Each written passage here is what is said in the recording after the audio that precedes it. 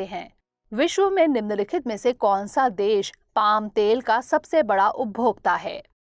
Bharat, Indonesia, Thailand या फिर Pakistan?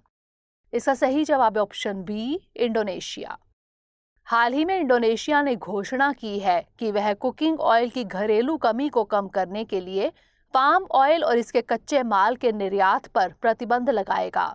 Indonesia palm तेल का दुनिया का सबसे बड़ा उत्पादक, निर्यातक और उपभोक्ता देश है, इसलिए विकल्प बी सही है। भारत पाम तेल का सबसे बड़ा आयातक देश है, तो इस तरह इस प्रश्न का सही जवाब है ऑप्शन बी, इंडोनेशिया। आज के सेशन का पहला प्रश्न है, भारतीय संविधान का निम्नलिखित में से कौन सा अनुच्छेद नागरिकों को संघ या एसोसिएशन बनाने का अधिकार देता है? अनुच्छेद 41, अनुच्छेद 19(1)(c), अनुच्छेद 39(a) या फिर अनुच्छेद 43(a)? इसका सही जवाब है ऑप्शन बी, अनुच्छेद 19(1)(c). 1 मई को दुनिया भर में अंतर्राष्ट्रीय श्रमिक दिवस मनाया गया। भारतीय संविधान मौलिक अधिकारों और राज्य नीति के निर्देशक तत्वों के जरिए श्रम अधिकारों की सुरक्षा के लिए कई सुरक्षा उपाय प्रदान करता है। भारतीय संविधान के भाग 3 में अनुच्छेद 19 के तहत वाक एवं अभिव्यक्ति की स्वतंत्रता का उल्लेख किया गया है। अनुच्छेद 19(1)(c) नागरिकों को संघ या एसोसिएशन बनाने का अधिकार देता है, इसलिए विकल्प बी सही है। अनुच्छेद 41 कुछ मामलों में काम का अधिकार, शिक्षा का अधिकार और सार्वजनिक सहायता से संबंधित है।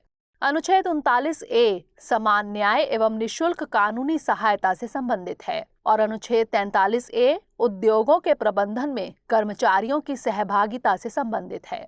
तो इस तरह इस प्रश्न का सही जवाब ऑप्शन बी, अनुच्छेद 19(1)(c). अगला प्रश्न है, अरावली रेंज निम्नलिखित में से किन राज्यों से गुजरती है? 1 दिल्ली, 2 राजस्थान, 3 गुजरात, 4 हरियाणा।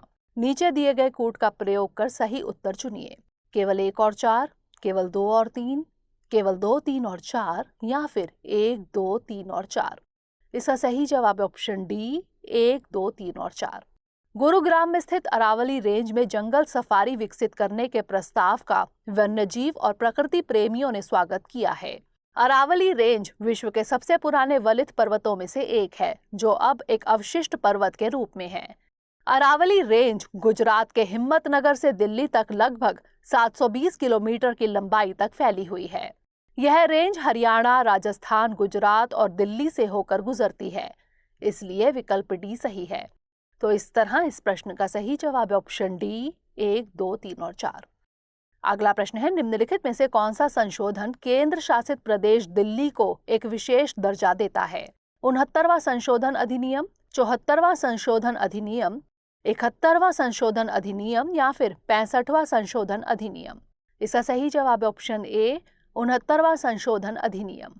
दिल्ली को राज्य का दर्जा न दिए जाने की वजह से दिल्ली सरकार और केंद्र सरकार के बीच लंबे समय से टकराव चल रहा है। 69वें संशोधन अधिनियम ने संविधान में 2 नए अनुच्छेद 239(a)(a) और 239(a)(b) जोड़े। इस संशोधन के तहत केंद्र शासित प्रदेश दिल्ली को एक विशेष दर्जा दिया गया है, इसलिए विकल्प ए सही है। अनुच्छेद 239(a)(a) के मुताबिक केंद्र शासित प्रदेश दिल्ली को राष्ट्रीय राजधानी क्षेत्र दिल्ली कहा जाएगा और इसके प्रशासक को उपराज्यपाल के रूप में जाना जाएगा।